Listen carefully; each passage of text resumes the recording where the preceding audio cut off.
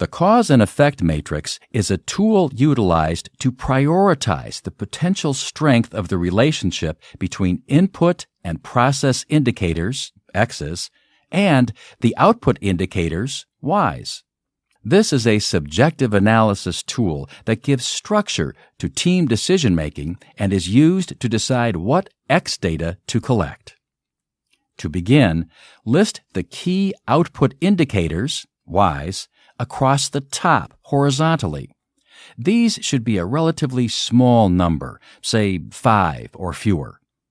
Assign a priority number for each Y from 1 to 10, with 10 being the most important. These numbers indicate the relative importance to each other and should not be the same. Vertically, in the first column, list all potential input or process indicators, X factors, that may affect any of the Y's. These are the brainstormed X's from the fishbone diagrams.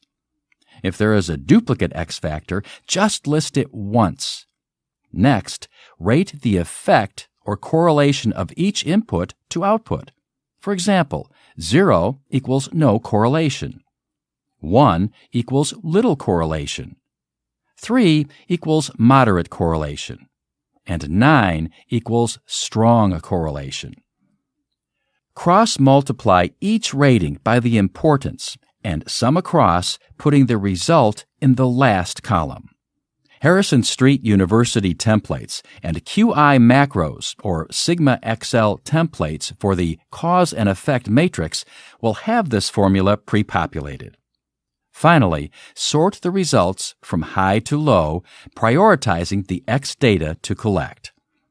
Look for a natural break in the numbers of the scores to determine which X's to collect data on. Typically, this will be 10 to 15 X's. To facilitate the cause and effect matrix tool in your team meeting, plan on setting aside 60 to 90 minutes for this task. It is best to have the team agree on a score for each correlation and not take averages. Refer back to your ground rules on the best way to make decisions. For instance, the team may decide that majority rules, or use the team lead as a tiebreaker, or defer to the person in the room with the most knowledge on the topic to make the final call. You can send out these spreadsheets to the team prior to the meeting so that they can fill out their scores and then bring them to the team meeting to speed up the comparisons. It is also a good idea to discuss situations where half the team scores a driver a 1 and half the team scores the same driver a 9. If this occurs, perhaps not all team members have the same operational definition. If you cannot finish this exercise in the designated time frame for the team meeting, it is best to continue at your next scheduled meeting and not to assign this as homework or to have the team lead collect all of the scores.